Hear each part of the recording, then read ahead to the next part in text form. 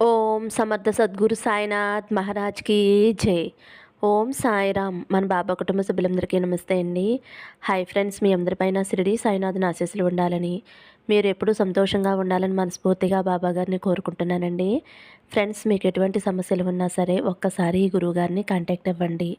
శ్రీ వారాహిదేవి జ్యోతిష్యాలయం నెంబర్ 1 వశీకరణ స్పెషలిస్ట్ పండిత్ పవన్ నంబూద్రి గారు.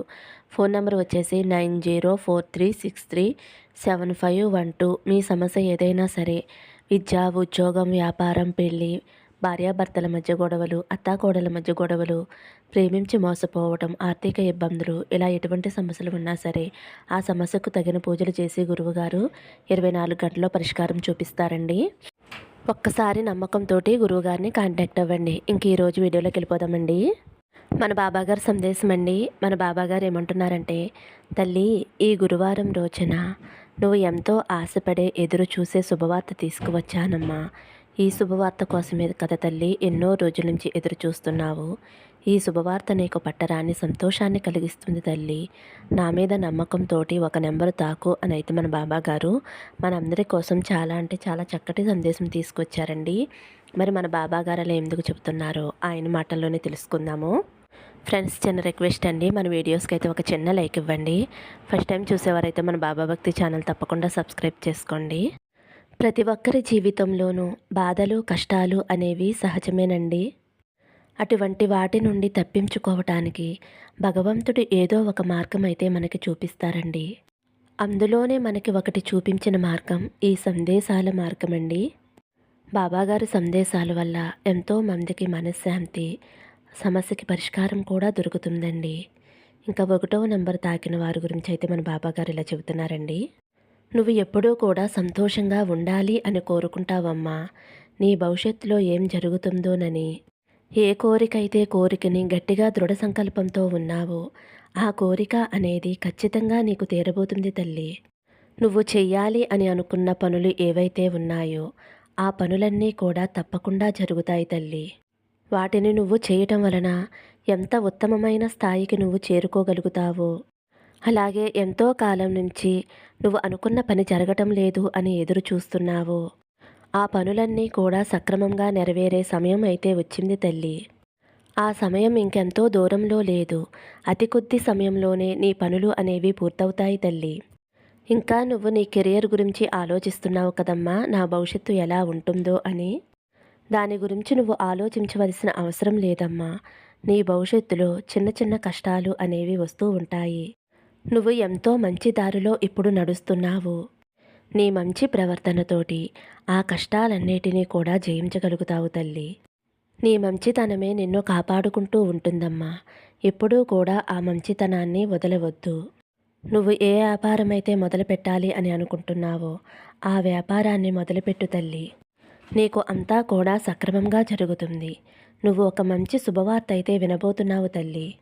ఈ గురువారం రోజున నేను చెప్పబోయే ఈ మంత్రాన్ని 11 సార్లు జపించు తల్లి. రాత్రి పడుకునే ముందు జపించమ్మా.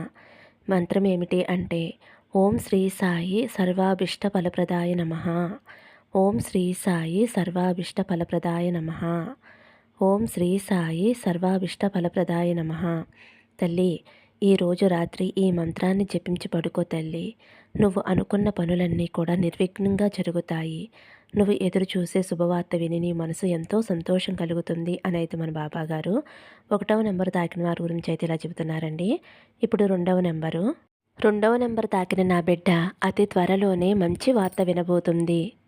ఏంటి బాబా అని ఆలోచిస్తున్నావు కదమ్మా, ఇదే నీకు మంచి సమయం. కాకపోతే నీ కుటుంబంలో చిన్న చిన్న తగాదాలు అనేవి వస్తున్నాయి. నువ్వు ఎంత మంచితనంగా ఉంటున్నా సరే, నీ కుటుంబ సభ్యులు ఎవరైతే ఉన్నారో వారు నిన్ను అస్సలు అర్థం చేసుకోవటం లేదు. అందుకు నువ్వు చాలా బాధపడుతున్నావమ్మా. నీ భార్యతో అయినా లేదంటే నీ భర్తతో అయినా చాలా గొడవలు జరుగుతూ ఉంటున్నాయి. ఆ గొడవలు అనేవి తప్పకుండా సద్దుమణుగుతాయి. నువ్వు కొంచెం నీ భార్యని లేదంటే నీ భర్తని అర్థం చేసుకో అమ్మా. నా అనుగ్రహంతో మీ మధ్య ఉన్న గొడవలన్నీ తొలగిపోయి ఎంతో సంతోషంగా ఉండబోతున్నారు. నీ భవిష్యత్తు ఎంతో బాగుంటుందమ్మా. రోజంతా పనిచేసి ఇంటికి వచ్చిన భర్తని ఏమాత్రం ఇసిగించకుండా మంచినీళ్ళతోటి ఆహ్వానిస్తే అతను మనసు ఎంతో తేలికగా ఉంటుందమ్మా. బయట జరిగిన విషయాలకి ఆ చిరాకులు అనేవి మీ మీద చూపించడు. 100కి 90% భార్యాభర్తల మధ్యలో గొడవలు వస్తున్నాయి అంటే కేవలం రోజంతా పనిచేసే చోట ఆయనకి ఎదురయ్యే సమస్యల వల్ల ఆ చిరాకులు అనేవి ఇంటికి వచ్చి భార్య మీద చూపిస్తాడు. కాబట్టి భార్యగా నువ్వు అర్థం చేసుకుని బయట పరిస్థితి అతను ఎన్ని ఇబ్బందులు పడుతున్నాడో నువ్వు ఒక్కసారి అర్థం చేసుకుని ఆయన కోపాన్ని నువ్వు కొంచెం భరించగలిగితే మీ సంసారంలో ఎటువంటి ఇబ్బందులు ఉండవు తల్లి. ఒక్క చిన్న విషయం ఆలోచించమ్మా. భర్త చిన్న మాట అంటేనే నువ్వు తట్టుకోలేకపోతున్నావు కదమ్మా!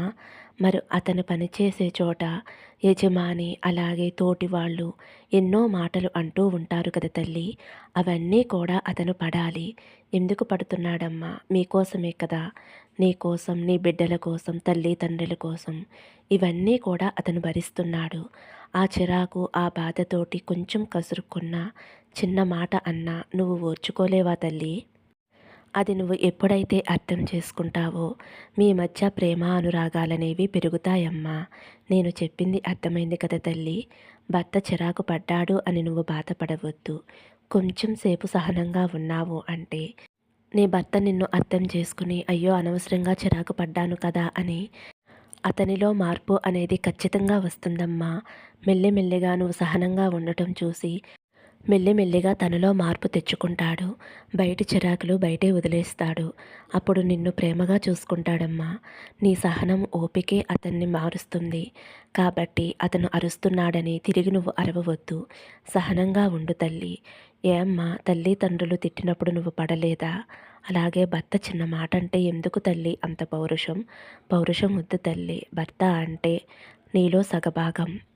అది నువ్వు అర్థం చేసుకుని ఓపికగా సహనంగా ఉన్నావు అంటే నీ కాపురం ఎంతో పచ్చగా ఉంటుంది తల్లి. మీరు ఇరువురు కూడా ఎప్పుడూ సంతోషంగా ఉంటారు. అలాగే భార్యను కూడా అర్థం చేసుకోవాలి నాయనా. ఆమె కూడా రోజంతా కూడా పిల్లలకి, భర్తకి, అత్తమామలకి కష్టపడి చేస్తుంది కదా! అది కూడా మీరు ఆలోచించాలి. ఆలోచించి అర్థం చేసుకున్నప్పుడే భార్యాభర్తల మధ్య గొడవలు అనేవి రావు. ఒకరికి ఒకరు సహాయపడుతూ, స్నేహభావంతో ఉంటూ ఉంటే భార్యాభర్తలు విడిపోయే ప్రసక్తే ఉండదు. తను నిన్ను నమ్మి కన్న తల్లి తండ్రుల్ని వదిలేసి వచ్చింది. ఆమెపై నువ్వు అస్తమానం కోపం తెచ్చుకోకుండా ఉంటే ఆమె తప్పకుండా నిన్ను అర్థం చేసుకుంటుంది. మీ మధ్య గొడవలు అనేవి రావు. నేను చెప్పిన విధంగా ఉండండమ్మా. మీ భార్యాభర్తలు ఎప్పుడూ కూడా సంతోషంగా ఉంటారు అనైతే మన బాబాగారు 2వ నెంబర్ తాకిన వారి గురించి అయితే ఇలా చెబుతున్నారండి. ఇప్పుడు 3వ నెంబరు తాకిన నా బిడ్డ ఎవరైతే ఉన్నారో ఎప్పుడూ కూడా ఎంతో కష్టపడి పని చేస్తూనే ఉంటుంది. కానీ ఆ కష్టానికి తగిన ఫలితం రాలేదు అని ఎంతగానో బాధపడుతుంది. ఎంత కష్టపడి పని చేసినా సరే ఎందుకు బాబా నాకు ఫలితం రావటం లేదు అని ఆలోచిస్తూ ఉంటున్నావు కదమ్మా! అలా ఆలోచించుకు తల్లి. నీకు ఈ కష్టం అనేది ఎంతో కాలం లేదు. ఇక కొంతకాలం మాత్రమే. ఈ కష్టానికి తగిన ఫలితం ఎంతో హాయిగా ఉంటుందమ్మా. నీకు త్వరలోనే మంచి మార్గం చూపించబోతున్నానమ్మా. ఎక్కువగా వేరే వాళ్ళ వల్ల వచ్చే గొడవల వల్ల నువ్వు ఎంతగానో ఇబ్బంది పడుతున్నావమ్మా. నీ మనసంతా కూడా పాడు చేసుకుంటున్నావు. అలా మనసు పాడు చేసుకోకుండా నీ జీవితం మీద ఏకాగ్రత చూపించు తల్లి. ఎవ్వరు మాటలు కూడా పట్టించుకోవద్దు. ఎవరు మాటలు పట్టించుకోకుండా ఉన్నప్పుడే నీకు అంతా మంచే జరుగుతుంది.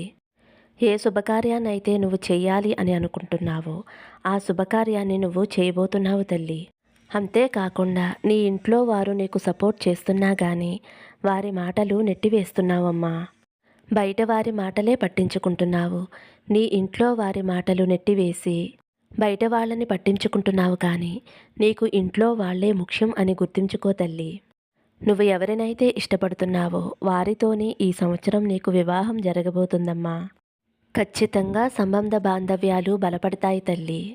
నీ జీవిత భాగస్వామితో ఆనందంగా సంతోషంగా ఉంటావు అని అయితే మన బాబాగారు 3వ నెంబర్ తాకిన వారి గురించి అయితే ఇలా చెబుతున్నారండి. ఇప్పుడు 4వ నెంబర్ తాకిన నా బిడ్డ తల్లి, నీ భవిష్యత్తు అనేది ఎంతో విజయవంతంగా ఉంటుంది.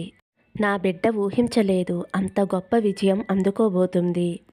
అంతేకాకుండా తను ఒక వ్యక్తి గురించి ఎంతగానో బాధపడుతూ ఉంది. ఎప్పుడూ కూడా ఆ వ్యక్తి గురించి ఆలోచిస్తూ తను చేసే పనిలో శ్రద్ధ అనేది పక్కన పెడుతుంది. తల్లి, ఆ వ్యక్తి గురించి ఆలోచన మానుకో. అతనికి అంతా కూడా సర్దుకుంటుంది. అంతా మంచిగా ఉండేలా నేను చేస్తాను. తల్లి, ఇది నీకు చాలా మంచి సమయం. చాలా కలిసి వచ్చే సమయం. ఒక్క క్షణం కూడా నువ్వు ఇతరుల గురించి ఆలోచించకుండా నువ్వు చేసే పని మీద శ్రద్ధ పెడితే అంతా మంచే జరుగుతుంది తల్లి. నువ్వు చేసే పనిలో మంచి లాభాలు వచ్చి నువ్వు ఆర్థికంగా పుంజుకుంటావమ్మా. కాబట్టి అన్నీ వదిలేసి నువ్వు చేసే పనిపై శ్రద్ధ పెట్టు తల్లి. నీ సమస్యలు, బాధలు, అవమానాలు, నిందలు అవన్నీ కూడా నేను తొలగిస్తాను. నిన్ను బాధ పెట్టేవారిని ఎలా బుద్ధి చెప్పాలో నాకు బాగా తెలుసు తల్లి. కాబట్టి నువ్వు వారి గురించి ఆలోచించకుండా నువ్వు చేసే పనిపై శ్రద్ధ పెట్టు తల్లి. విజయాన్ని పొందుతావు. ఆనందంగా, సంతోషంగా ఉండు తల్లి అనైతే మన బాబాగారు 4వ నెంబర్ తాకిన వారి గురించి అయితే ఇలా చెబుతున్నారండి. ఇప్పుడు 5వ నెంబరు తాకిన నా బిడ్డ ఎవరైతే ఉన్నారో ఈ గురువారం రోజున నువ్వు ఎదురు చూసే శుభవార్త వినబోతున్నావమ్మా. ఎన్నో రోజుల నీ కల నెరవేరబోతుంది తల్లి. ఇప్పటి వరకు కూడా ఎన్నో కష్టాలు పడ్డావు కదమ్మా. ఏది అనుకున్నా సరే జరగటం లేదు బాబా. నాకే ఎందుకు ఇలా జరుగుతుంది? ప్రతిదీ కూడా నిన్నే నమ్ముకుని చేస్తున్నాను కదా. అయినా కానీ నాకు ఏదీ కలిసి రావటం లేదు బాబా. నువ్వు నాకు తోడు ఉంటావు అని ఎంతగానో నమ్మాను. కానీ నాకు ఎందులోనూ సహాయం చేయడం లేదేంటో తండ్రి. ఈ కష్టాలు, బాధలతో పాటు ఆర్థిక ఇబ్బందులు ఎన్నో పడుతున్నాను బాబా.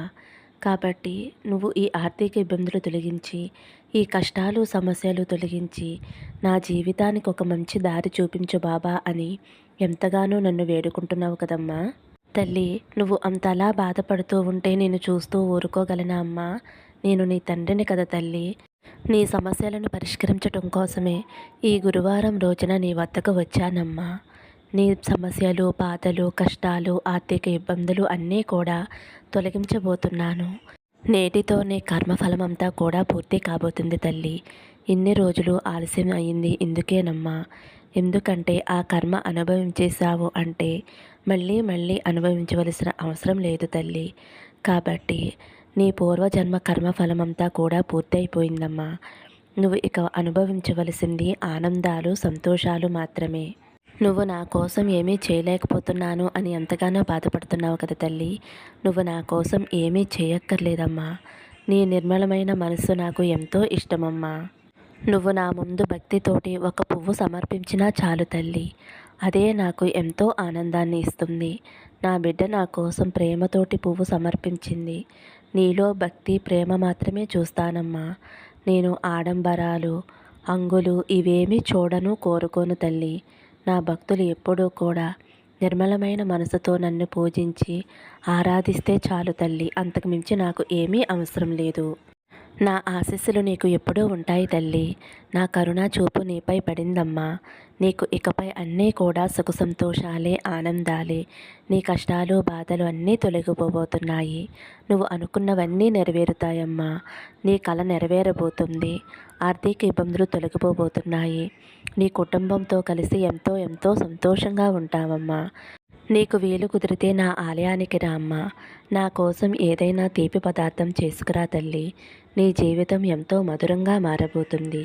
ఇక నీ దుఃఖాన్ని, బాధని, కన్నీటిని వదిలేసే తల్లి. ఆనందాలు, సంతోషాలు ఇవి మాత్రమే నీ జీవితంలో ఉంటాయి. నీ బాబా తండ్రి ఇచ్చే సత్యవాకు తల్లి ఇది. నా మీద నమ్మకంతో ధైర్యంగా, ఆనందంగా ఉండమ్మా. ఫ్రెండ్స్, 5వ నెంబర్ తాకిన వారి గురించి అయితే మన బాబాగారు ఇలా చెప్తున్నారండి. ఫ్రెండ్స్, ఈ రోజైతే మన బాబాగారు చాలా అంటే చాలా చక్కటి సందేశం అందించారండి.